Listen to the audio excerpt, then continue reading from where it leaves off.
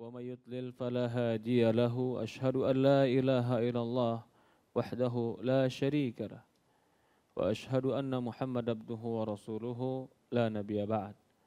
Alhamdulillah, segala puja dan puji syukur kita panjatkan hanya kepada Allah Subhanahu wa taala Rabbul alamin.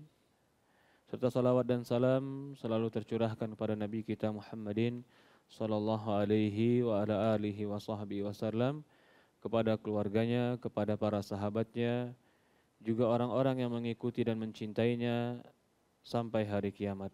Alhamdulillah, para hadirin jamaah, bapak-bapak dan ibu-ibu, ikhwan dan akhwat yang dimuliakan dan dirahmati oleh Allah Subhanahu wa taala. Alhamdulillah, di hari ini Allah Subhanahu wa taala mudahkan kita bertemu pada tempat ini dan kajian ini. Semoga Allah Subhanahu wa taala rahmati kita.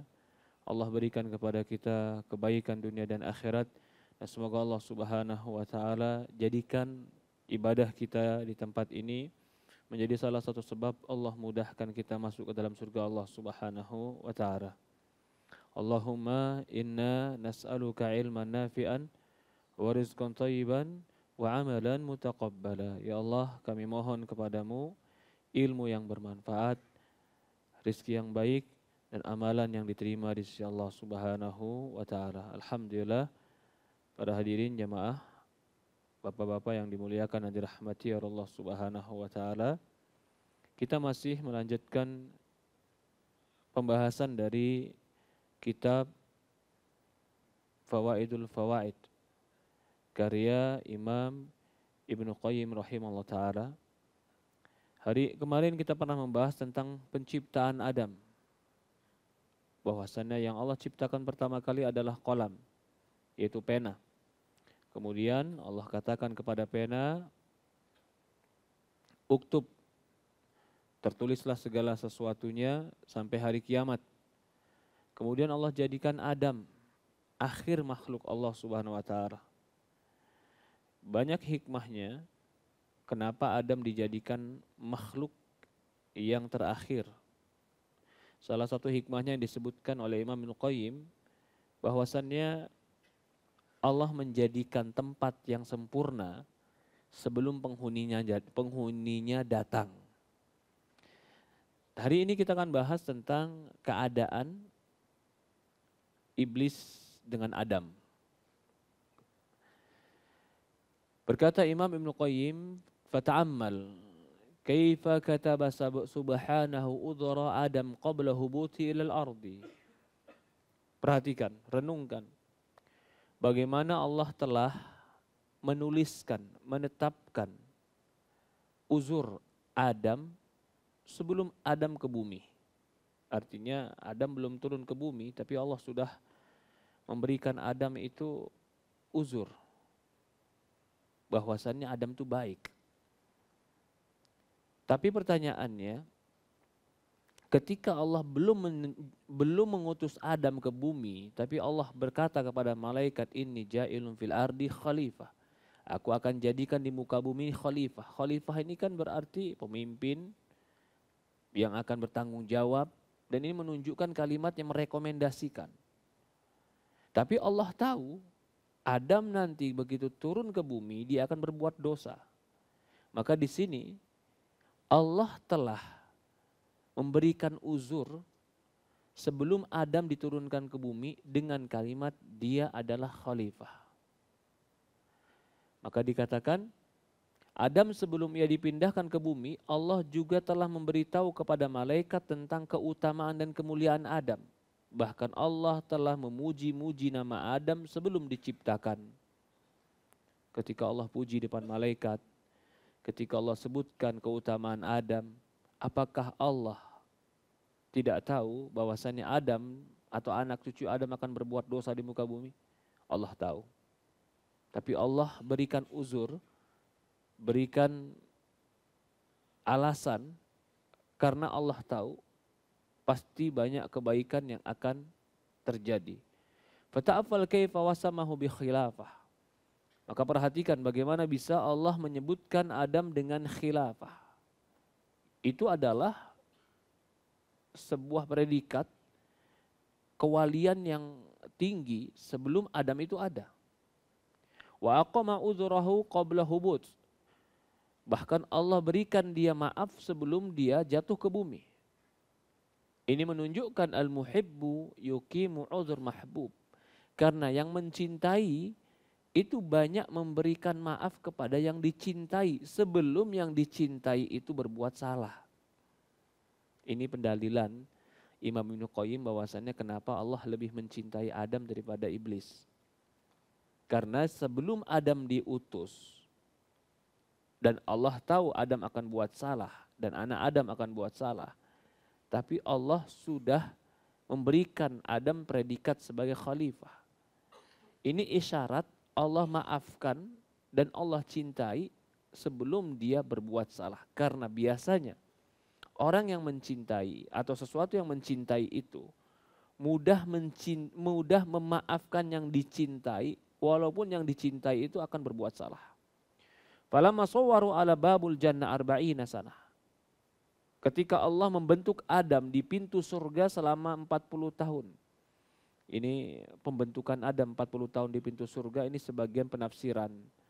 Tapi sebagian para ulama ini mengatakan tidak ada sanad yang sampai Rasulullah SAW bahwasanya Adam diciptakan di depan pintu surga selama 40 tahun.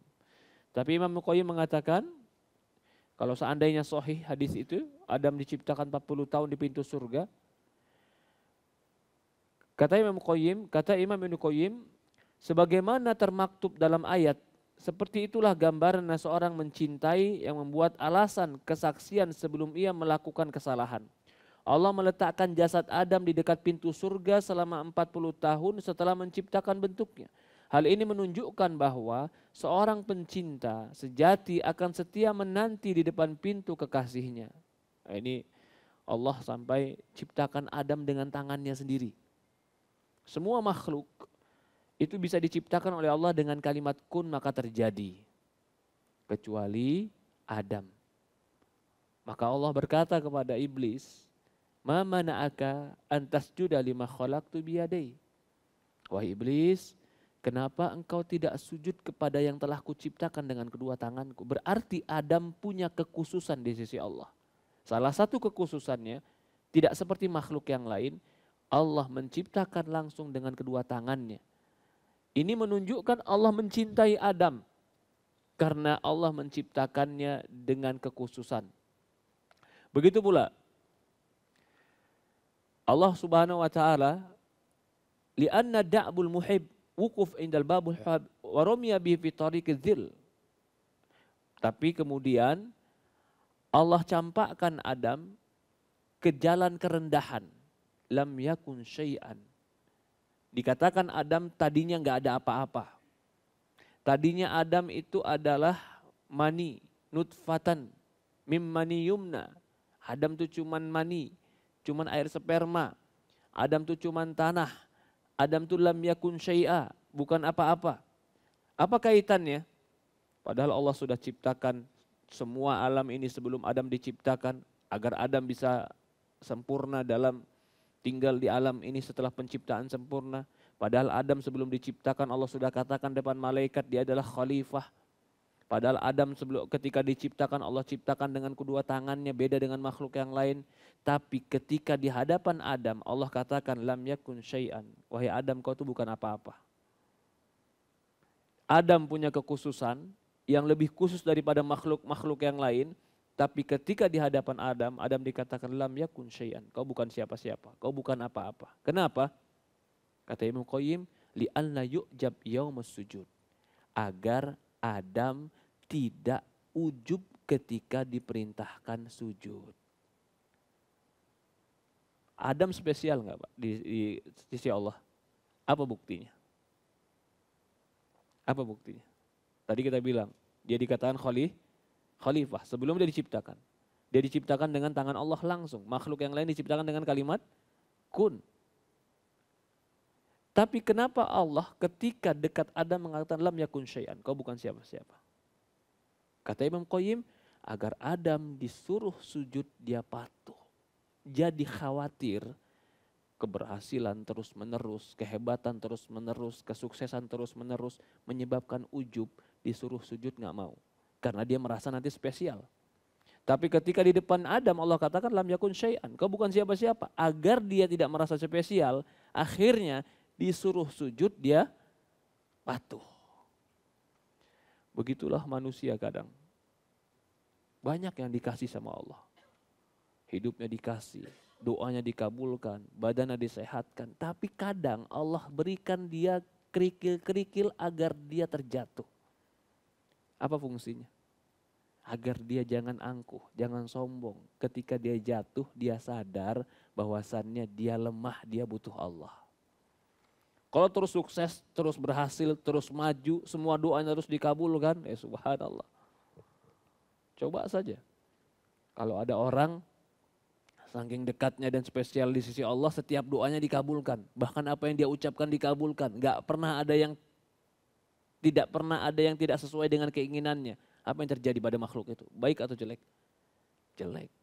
Dia akan angkuh, dia akan sombong, dia akan merasa dirinya spesial. Akhirnya kesombongan itu menyebabkan dia tidak merendah di depan Allah. Padahal tugas kita ini dzil, menghina dan merendah. Maka dari itu terkadang dikasihlah masalah. Oh ternyata saya ini bukan siapa-siapa ya. Oh ternyata saya ini gak pintar-pintar amat ya. Oh ternyata saya gak hebat-hebat banget.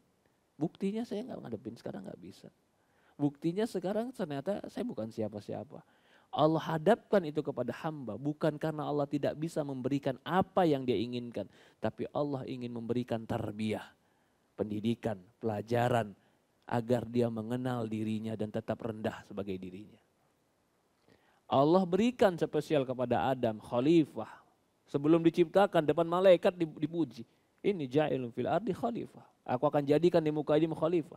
Yang dia itu pintar. Yang dia itu akan tahu nama-nama yang diajarkan. Padahal Allah juga tahu Adam akan berbuat salah.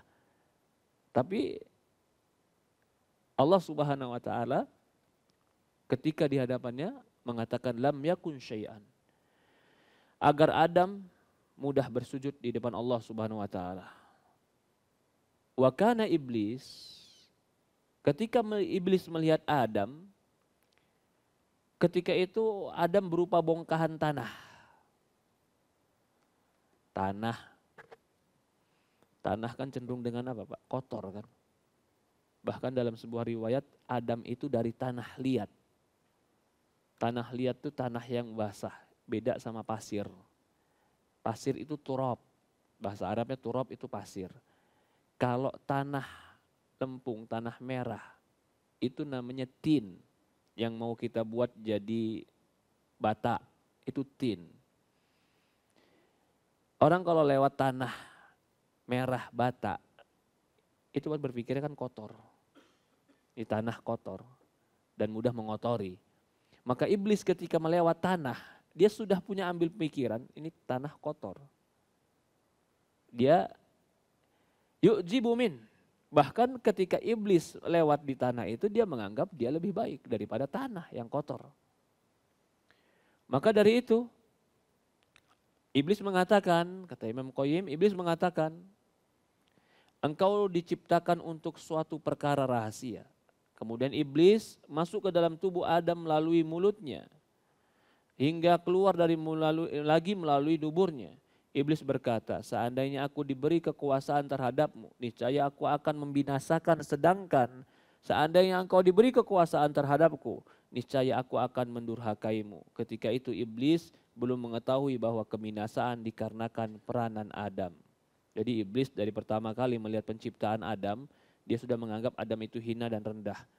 Maka kalau dia sudah melihat orang lain itu rendah dan hina, lalu orang tadi diangkat derajatnya, berat bagi dia untuk taat kepada orang itu, tunduk kepada orang itu. Karena dia sudah menganggap dirinya lebih baik.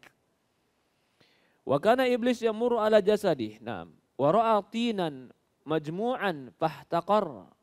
Dia cuma melihat tanah yang terkumpul dan dia meremehkannya. Falamma sawwarat tina suratan dabba fihi da'ul hasad. Tapi ketika tanah tadi sudah mulai dibentuk, mulai iblis hasad. Lalu da'u hasad Falamma nafakha fi ruh mata hasad. Bahkan ketika tanah ini ditiupkan ruh, mati, terbakarlah dia dengan hasadnya. Maksudnya tambah hancur dengan hasadnya.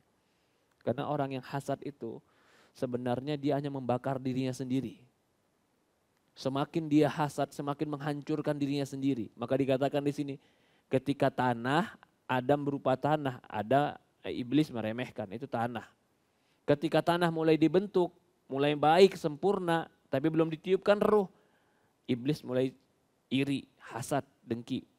Begitu ruhnya ditiupkan dan setelah dibentukkan ditiupkan ruh, mata hasad. Di puncak hasadnya dia mati dengan dirinya sendiri. Artinya udah dia rasakan hasadnya itu merusak dirinya, mematikan dia. Karena memang seperti itu. Tidaklah orang hasad itu diumpamakan Rasulullah SAW bagaikan api kayu bakar. Karena Rasulullah mengatakan fa'inal hasad ta'kulu. Hasad itu akan membakar kayu bakar sebagaimana api memakan hatab kayu bakar. Sesungguhnya hasad itu akan memakan diri orang itu sendiri. Orang yang hasad akan makan hati sendiri. Akan kepikiran sendiri, akan nyiksa dirinya sendiri, akan bunuh dirinya sendiri. Bagaimana api itu membakar kayu bakar, membakar dirinya, kayu membakar diri sendiri. Begitupun Adam dan iblis hasad. Hasadnya dia tidak memudaratkan kepada Adam, tidak mencelakakan kepada Adam, tapi menghancurkan iblis sendiri. Dia yang menghancurkan dirinya karena hasad. Dari ini maka orang yang paling menghancurkan dirinya adalah orang hasad. Orang hasad menghancurkan diri. Kenapa? Karena dia tidak rela dengan alam. Loh, kenapa tidak rela dengan alam? Siapa yang menjadikan orang itu lebih mulia dari kita? Siapa yang menjadikan Adam lebih mulia daripada iblis? Siapa yang menjadikan dia lebih baik daripada kita? Takdir siapa?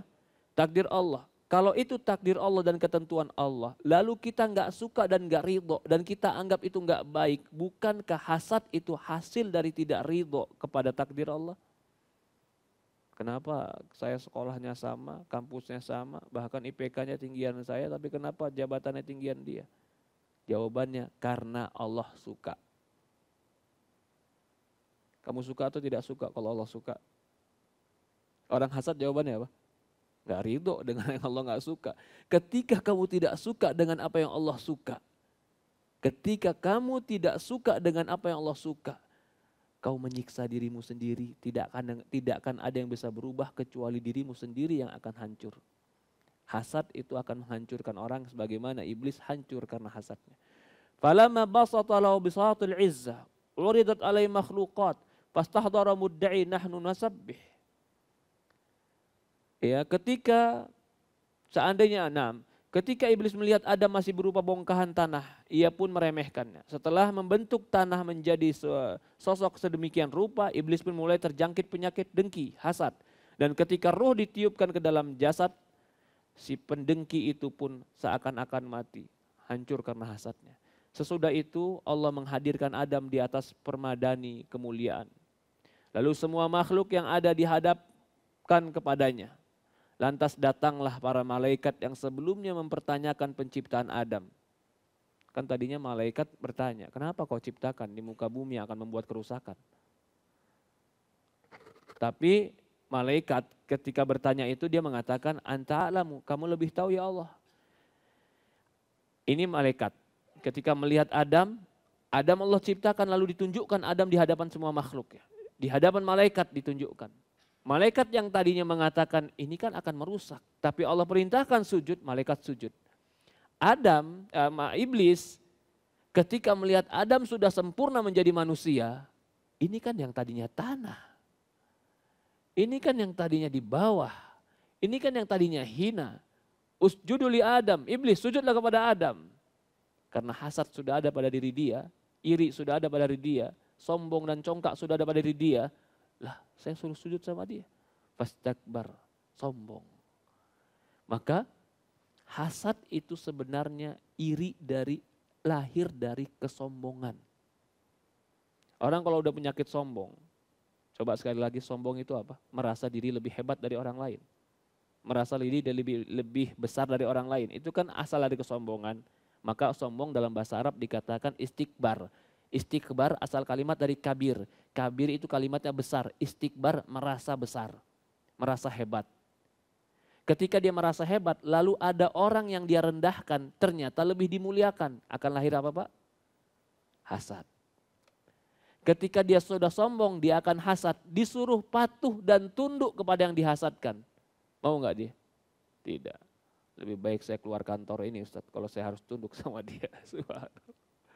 Mungkin itu terjadi? Mungkin. Sebagaimana iblis mengatakan, lebih baik aku nggak mau aku sujud kepada dia. Kenapa aku sujud sama dia? Dia dari tanah, aku dari api. Padahal Allah sudah sempurnakan Adam diciptakan dengan khusus. Tapi karena cara berpikirnya iblis adalah sombong dan hasad, sulit untuk menerima kebaikan orang lain. Sulit untuk menerima kesempurnaan yang lain. Maka itu bahaya sifat sombong dan hasad. Hasad lahir dari sombong. Sombong lahir daripada menganggap diri sempurna. Allah katakan kepada Adam, lasta bisyai'. Adam lam yakun syai'an, kamu bukan siapa-siapa. Karena Allah ingin memberikan pelajaran kepada Adam, jangan menganggap dirimu spesial. Lam yakun syai'an, kamu bukan siapa-siapa. Kenapa? Karena nanti dia akan diperintahkan sujud malaikat dan iblis kepada dia. Tapi dia diberi pelajaran dulu, kamu bukan siapa-siapa. Sehingga ketika sujudnya malaikat, sujudnya iblis atau sujudnya malaikat kepada Adam, Adam udah tahu. Aku ini bukan siapa-siapa. Subhanak, maha suci engkau ya Allah. Perhatikan lagi. Malaikat ketika diperintahkan sujud kepada Adam, malaikat bilang, nahnu nusabbihu bihamdik. Kami mensucikan engkau ya Allah. Anbi'uni. Maka Allah katakan, kabarkan kepadaku. Waqad akhfa wakil anhu bayyanah wa 'allamah. Wa nakasu. Kemudian Adam dikasih nama-nama sama Allah. Allah tahu Adam ini baik. Allah tahu Adam Allah ciptakan sempurna. Tapi sekarang masalahnya Allah ingin menampakkan kesempurnaan Adam di depan malaikat dan di depan iblis. Malaikat tadinya meragukan kedatangan Adam karena khawatir merusak di muka bumi. Iblis menganggap dia tanah. Maka Allah katakan, ku ajari kalimat-kalimat. Yang diajari bukan hanya Adam, iblis pun malaikat pun diajari. Diajari kalimat-kalimat. Setelah semuanya diajari kalimat-kalimat, Adam diajari, malaikat diajari, Allah katakan ambi'uni. Yang ku ajarkan tadi, sekarang kasih tahu sama aku. Apa kata malaikat? Subhanak, la ilma lana illa ma'alamtana. Kami gak bisa, maha suci engkau ya Allah. Kami gak punya ilmu kecuali engkau ajarkan. Qala ya Adam ambi'hum bi asma'ihim. Wahai Adam, sekarang kasih tahu ke mereka nama-nama yang ku ajarkan. Adam langsung kasih tahu semuanya. Kenapa Allah menunjukkan kemuliaan Adam di depan malaikat? Karena setelah itu Allah ingin memerintahkan usjudu. Sujudlah kepada Adam. Karena Allah ingin memuliakan Adam. Tapi iblis tetap dalam kesombongannya. Padahal dia pun gak bisa menyebutkan nama-nama sebagaimana nama-nama yang disebutkan oleh Adam. Aba wastakbar wa kana minal kafirin. Enggan dan sombong dan dia termasuk orang-orang yang kafir. Yunadi usjudu fatahharu wa hadatsa wa da'a wa nahnu bima uzur fil aniyah. La ilma lana. Maka ketika itu malaikat mengatakan, ya Allah, tidak ada ilmu kami. Kami enggak punya apa-apa. Kemudian fasajadu ala taharat taslim. Dia sujud dengan kesucian dan penyerahan diri. Wa qama iblis nahiya lam yasjud. Di sisi lain iblis berdiri dan tidak mau sujud. Li'annahu khabas, karena ada kejelekan dalam dirinya. Qatalawwana binajasatil i'tirad, yang telah dikotori dengan najisnya pembangkangan. Wa ma kanat najasu tutlafi bitathhir. Kenajisannya ini, kekotorannya ini enggak bisa lagi dibersihkan dengan kesucian. Li'annahu ainiyah, karena dia itu ainiyah. Ya, ainiyah itu benda padat kata di sini. Setelah penciptaan Adam sempurna, dikatakan harus ada sesuatu yang menjaga kebaikan pada makhluk ini. pada posisi terhormat, sujudlah kalian. Dan takdir pun menetapkan, yaitu dengan berbuat dosa agar bekas tanda ubudiyah itu tampak jelas di dalam kehinaan. Oke. Setelah diperintahkan sujud, apa yang dilakukan Adam di surga, Pak? Adam diperintahkan sama Allah, la taqraba hadhihi syajarah. Jangan dekati pohon ini. Jadi, siapa yang mengganggu Adam untuk makan di pohon itu? Iblis. Berarti ketika penciptaan Adam pertama dan perintah sujud kepada Adam, posisinya waktu itu Adam masih penghuni surga. Iblis iri, iblis dengki, hasad. Allah pun tahu bahwasannya, maha tahu Allah, kalau Adam terus dalam posisi diangkat terus, dia akan lupa tugas sebenarnya. Apa tugasnya? Merendah, menghamba. Maka Allah biarkan iblis mengganggu dia. Iblis memang sudah mengganggu karena apa? Hasad. Tapi Allah biarkan iblis mengganggu dia. Kenapa Allah biarkan? Karena Allah tahu kalau dia diganggu oleh iblis, dia akan berbuat dosa. Ketika dia berbuat dosa, apa yang dialami oleh Adam, Pak? Rendah serendah-rendahnya. Hina sehina-hinanya, takut setakut-takutnya, merasa kotor sekotor-kotornya, kembali dia kepada fitrah tanahnya. Habis diperintahkan sujud di depan makhluk-makhluk, sujud kepada Adam. Ujub mungkin akan terus ada kalau nggak pernah bikin dosa. Ujub akan terus ada dan tidak mau menghina kalau merasa diri sempurna. Allah biarkan iblis mengganggu dia. Akhirnya dia jatuh dalam dosa. Tapi setelah dia jatuh dalam dosa, dia menjadi lebih sempurna dalam penghambaan dan perendahan diri. Tadinya dia nggak merasa salahku apa. Tadinya dia nggak merasa hina di depan Allah. Bahkan dia mungkin menganggap makhluk yang khusus di depan Allah. Tapi ketika dia jatuh berbuat zina, astagfirullah. Ketika dia jatuh memakan buah khuld. Ini buah khuld penamaan dari syaitan. Ya. Buah ini, dia makan buah kekekalan kata syaitan. Apa yang terjadi? Iblis merasa malu di depan Allah. Taubat dia. Hina dia. Di sini pun dalil, terkadang berbuat dosa itu adalah cara Allah agar kita merasa diri terendah di depan Allah. Ada orang yang mungkin sebelum dia melakukan dosa besar, dia enak saja sholat sesukanya, nggak pernah sholat tahajud, nggak pernah puasa Senin Kamis, menganggap diri saya nggak punya salah apa-apa, sholat sesukanya. Bahkan bisa jadi sholatnya bolong-bolong, tapi nggak karena kebodohan nggak merasa itu salah, biasa saja. Ternyata diganggu iblis, diganggu syaitan, dia jatuh zina. Begitu dia jatuh dalam zina, dia menyesal dengan zinanya, menganggap dirinya hina, berdosa, takut, cemas. Akhirnya bangun malam, akhirnya baca Quran, akhirnya doa menangis, akhirnya terus angkat tangan, merasa diri hina depan Allah, puasa Senin Kamis. Apa kata iblis?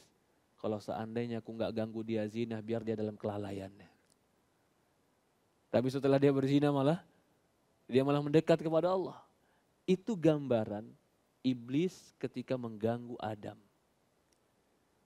Begitu Adam sudah memakan buah yang ditipu, kata ini adalah buah kekekalan kalau kau makan. Adam lebih baik. Tambah kebakar gak tuh iblis? Niatnya ganggu Adam tadi untuk apa?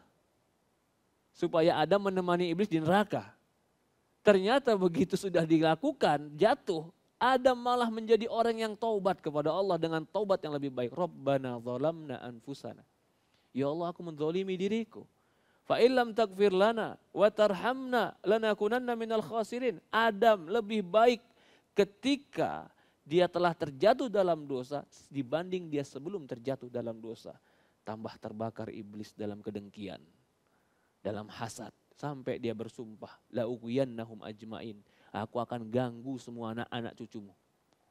Aku akan ganggu semua manusia. Illa, kecuali satu. Ini dia ada iblis mengadakan depan Allah. Kecuali satu yang gak bisa diganggu. Illa ibadaka minhum bamu yang tulus beribadah kepadamu ya Allah. Jadi ada satu hamba Allah yang mereka itu sulit diganggu oleh iblis. Kapan itu? Mukhlas. Dia tulus hidupnya, perbuatannya, ibadahnya, tingkah lakunya. Tulus mencari ridha Allah. Orang yang kayak begini, iblis sulit mengganggunya. Kembali. Jadi di sini dikatakan la budda min khiyalul jamal ala wajhi sujudu. Jadi ketika itu waqama iblis nahiya lam yasjud li anna khabath. Talawan najasat i'tirad, ma kanat najasat tatalafa bi tathhir li annahu 'ainiyah. Falam na'am. Adam law ghufiya la wala na'am. Ya Adam, law ufiya laka min tilka luqmah laqala al-hasidun kaifa fuddilu dusura. Wahai Adam, kalau seandainya engkau setelah penciptaan Adam sempurna dikatakan harus ada yang menjaga kebaikan. Nah, makhluk itu pada posisi terhormat sujudlah kalian dan takdir pun menetapkan yaitu dengan berbuat dosa agar bekas tanda ubudiyah ini tampak di dalam kehinaan. Wahai Adam, seandainya engkau tidak dihukum karena memakan buah itu, niscaya para pendengki akan menggugat. Bagaimana mungkin orang yang rakus dan tidak kuasa menahan diri dari sebuah pohon bisa dimuliakan? Ya, maksudnya gini. Ya Adam, lau ufiya laka min tilka luqmah laqala hasid. Kalau kau tiba-tiba dimaafkan dari berbuat perbuatan salahmu, tentu orang-orang yang hasad, maksudnya iblis, akan mengatakan bagaimana Adam dimaafkan sementara dia berbuat jelek dan gak bisa sabar dari makan pohon. Laula nuzuluka mata sa'adatu su'adan anfus. Kalau seandainya bukan karena turunmu, bagaimana mungkin orang yang rakus, seandainya engkau tidak diturunkan dari surga, niscaya tidak ada doa yang dipanjatkan dan tidak ada turun pesan yang menyatakan adakah orang yang meminta, serta tidak akan tercium bau mulut orang yang berpuasa. Maka jelaslah bahwa Adam memakan buah pohon itu bukan karena kerakusannya. Maksudnya gini, Adam makan pohon yang dilarang dimakan. Tapi ternyata Allah takdirkan dia memakan. Dan Allah biarkan itu dia diganggu seton. Akhirnya dia memakan. Tapi ternyata setelah dia memakan, lebih menjadi sempurna Adam. Kenapa lebih menjadi sempurna? Karena dia diciptakan untuk menghamba. Setelah dia jatuh dalam dosa, dia lebih sempurna menghambanya. Kalau seandainya Adam tidak diturunkan, gak ada kata puasa. Gak ada kata ibadah. Gak ada kata sholat. Gak ada kata taubat. Gak ada kata minta ampun. Sementara puasa, sholat, taubat, minta ampun, merasa bersalah di depan Allah, itu penyempurna, itu sempurnanya seorang hamba. Maka turunnya Adam bukan karena kerakusan dia ingin memakan pohon, kata Ibnu Qayyim, tapi karena dia adalah makhluk yang ingin disempurnakan oleh Allah dengan penghambaan. Dia diciptakan sempurna. Di depan malaikat ditunjukkan kecerdasannya. Agar lebih sempurna, Allah Subhanahu wa taala takdirkan dia dengan sesuatu yang Adam merasa dia harus memperbaiki dirinya. Jadilah dia menjadi hamba. Kita pun bisa menjadi orang yang lebih baik. Gak ada orang yang berbuat dosa lalu terus jadi hina dalam dosa, tidak ada. Umar bin Khattab dalam riwayat sebelum Islam tidak pernah dia meninggalkan khamr. Dia selalu minum khamr. Tapi begitu masuk Islam, dia menjadi orang yang dilihat Rasulullah SAW rumahnya di surga. Khalid bin Walid, sebelum Islam, Islam sudah berjalan hampir 20 tahun. Atau hampir seperti itu. Ya, di Fathul Mekkah dia baru masuk Islam. Berarti kan sudah hampir 20 tahun Islam. Dia sudah mendengar hampir 20 tahun Islam. Bahkan dia pernah di dalam pasukan yang ingin membunuh Rasulullah dalam perang Uhud. Tapi ketika dia masuk Islam, dengan keislaman yang baik dan dia mengakui kerendahan dirinya dan kekurangan dirinya, Rasulullah mengatakan Saifullah, dia pedang-pedang Allah. Adam seperti itu. Dia pernah melakukan kesalahan, tapi ternyata kesalahan itu menjadi pendorong dia untuk menjadi sempurna dalam hamba kepada Allah. Maka mukmin dengan taubatnya bisa lebih sempurna dibanding sebelum dia melakukan dosa. Tapi dengan dosanya dia tidak bertobat, dia bisa lebih hina dibanding dia sebelum melakukan dosa. Dosa itu takdir, tapi bagaimana merespon dosa. Dosa tidak mungkin bisa dihindari. Kullu bani Adam khata, semua bani Adam pasti berdosa. Tapi ketika dosa itu direspon dengan taubat, merasa diri rendah dan hina, maka dosa menjadi pemicu untuk lebih baik di hadapan Allah. Tapi ketika dosa itu terus dinikmati tanpa merasa menyesal, maka menjadi rendah dan hina di hadapan Allah Subhanahu wa taala. Para hadirin jamaah yang dimuliakan dan dirahmati Allah Subhanahu wa taala, ini sebagian atau sedikit apa yang dikatakan Ibnu Qayyim, laula nuzuluka, kalau enggak diturunkan Adam, maka tidak ada yang namanya puasa. Tidak ada yang namanya mulut bau karena orang-orang berpuasa itu mulutnya bau karena Allah. Tidak ada orang-orang yang berdoa dan mengangkat tangan. Ya Adam, dhahikuka fil jannah laka wa baka'u fid dar taklifu lana. Senangnya engkau di surga, tapi nangisnya engkau di daru taklif di dunia, itu adalah kebaikan bagi kami. Ma darra min kasarahu izzi idza jabarahu fadalli fa inna mataliku khil'atul izza bi badani inkisar.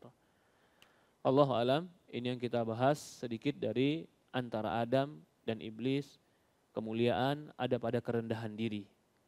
Kehinaan ada kepada kesombongan dan keangkuhan. Adam merasa rendah dan hina di hadapan Allah. Allah muliakan dia. Iblis merasa mulia, merasa hebat, Allah hinakan dia. Maka dalam sebuah hadis, man tawadda'a lillah rafa'allah. Barang siapa yang merendah karena Allah, Allah akan muliakan dia. Barang siapa yang merasa sombong, Allah Subhanahu wa taala tidak akan masukkannya ke dalam surga. Allahu alam, ini yang bisa kita bahas. Kurang lebih mohon maaf. Kita tutup dengan doa kafatul majlis. Subhanakallahumma wa bihamdi asyhadu an la ilaha illa anta nastaghfiruka wa atubu ilaik. Assalamualaikum warahmatullahi wabarakatuh.